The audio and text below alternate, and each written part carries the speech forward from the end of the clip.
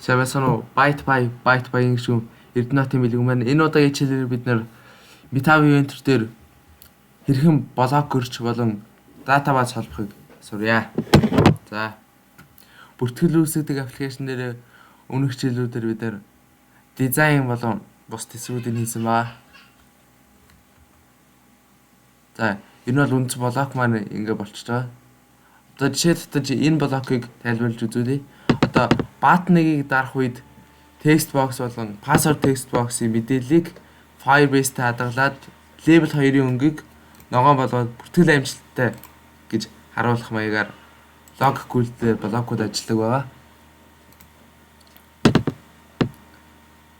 За одоо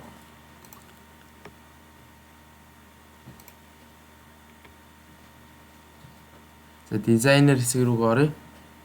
За Connect A Companion гэж байгаа. Энэ нь болохоор яг аппликейшныгаа утсан дээр татаж авсан юм шиг туршиж үзэх зориултаа байгаа. За эмулятор ашиглаад хийж үзье.